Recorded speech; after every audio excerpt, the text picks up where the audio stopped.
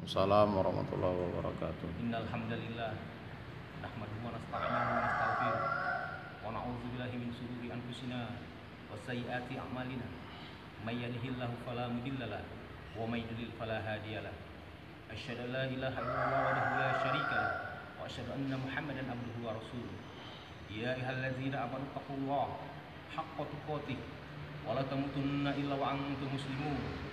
Ya ayuhan nas taqu rabbakum alladzi khalaqakum min nafsin wahidah wa khalaqa minha zawjaha wa bassa minhuma rijalan katsiran wa nisaa'a wattaqullaha alladzi tasaalu bihi wal arham innallaha kana 'alaikum raqiba.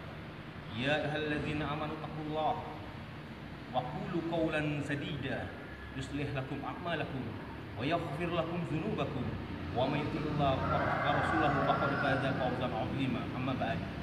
Fa'in ataqul hadis kitabullah wa khairul hadi hadi Muhammad sallallahu alaihi wasallam wa syarrul umur muhdatsatuha fa inna kulla muhdatsatin bid'ah wa kulla bid'atin dhalalah wa kulla dhalalatin finnar. Jemaah Masjid Baitur Rahman Kelurahan Ulak Lebar yang dirahmati Allah Subhanahu wa taala.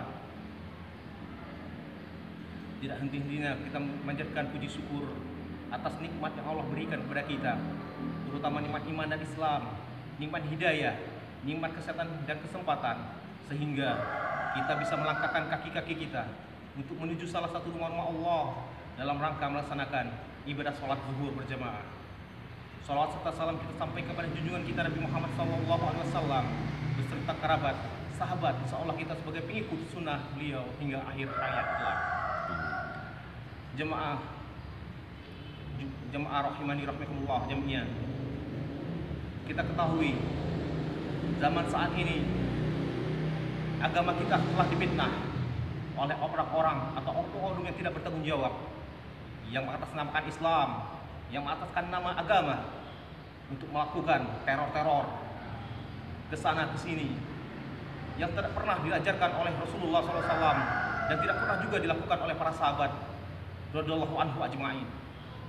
Ketahuilah saudara-saudaraku sekalian, sesungguhnya Islam tidak mengajarkan kekerasan. Islam tidak mengajarkan bom bunuh diri. Karena Allah telah berfirman dalam surat An-Nisa ayat 9, "Wala taqtulu anfusakum." Janganlah kalian membunuh diri kalian.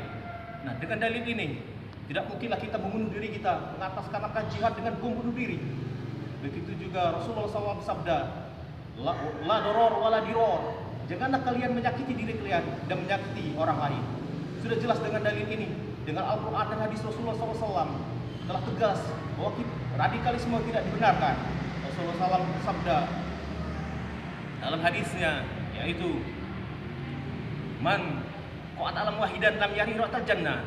Barang siapa yang membunuh orang non muslim dalam keadaan damai tidak akan mencium baunya surga. Padahal baunya surga itu tercium dari 40 tahun perjalanan. Bagaimana mungkin kita ingin masuk ke dalam surga, menciumnya pun tidak. Jadi jelaslah kita, jangankan membunuh orang kafir, jangankan membunuh orang Islam, membunuh orang kafir saja kita tidak akan mencium surga, apalagi korban-korbannya seorang muslim. Ketahuilah saudara-saudaraku, jemaah sholat zuhur berjamaah, sesungguhnya radikalisme itu tidak dibenarkan dalam agama Islam. Kita dituntut bahwa kita taat kepada Allah, taat kepada Rasulnya, dan pemimpin-pemimpin yang sah yang ada di negara kita. Karena Allah Subhanahu wa taala telah berfirman dalam surah An-Nisa ayat 59, "Ya ayyuhallazi atiiullaha wa atiiur rasul wa ulil amri minkum." Wahai orang-orang yang beriman, taatlah kepada Allah, taatlah kepada Rasul dan pemimpin-pemimpin yang sah di antara kalian. Pemimpin-pemimpin di sini yaitu ulama dan umarah. Ulama di negeri kita itu MUI yang telah disepakati oleh kita bersama. Umarah itu pemerintah yang sah, baik musbidah, aparat-aparat penegak hukum. Itulah dinama umarah. Yakinlah ya, kalau kita mentauhidkan Allah, kita mentaati aturan-aturan yang telah diajarkan dalam Islam, istiqomah dalam Islam, dan melakukan sesuatu yang diajarkan oleh Rasulullah SAW, melakukan ibadah yang telah diajarkan Rasulullah SAW. Kita ibadah hanya menurut apa yang telah diajarkan oleh baginda kita Rasulullah SAW. Karena Rasulullah SAW bersabda, "Shallu kama ra'aitumuni usolli." ibadahlah kalian, sholatlah kalian. Bagaimana kalian melihat aku sholat dan bagaimana kalian melihat aku ibadah? Ibadah itu tidak sekedar hanya sholat, tapi juga puasa, zakat, bernazar, umroh, haji, bersedekah, penyembelihan, berkurban hanya semata-mata hanya untuk Allah Subhanahu wa taala, bukan selain Allah. Begitu juga Rasulullah bersabda, "Man yuhrim lifqa wal yujram al khair."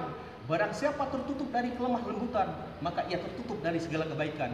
Sudah jelas baginda kita Rasulullah SAW mengajar kita lemah lembut, berdakwah dengan hikmah, dengan lembut, bukan dengan kekerasan. Maka kata Rasulullah tadi di hadis yang tadi, kalau kita tertutup dari lemah kelembutan, maka seluruh kebaikan akan tertutup bagi diri kita.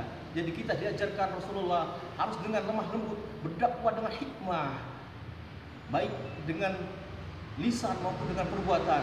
Kita aplikasikan apa yang telah diajarkan Rasulullah SAW. Bagaimana cara kita berdakwah, bukan dengan kekerasan, apalagi bom bunuh diri. Karena Allah telah berfirman dari karena Allah telah berfirman dalam surah An-Nisa ayat 9 tadi, wala taqtulu anfusakum, janganlah kalian membunuh diri kalian.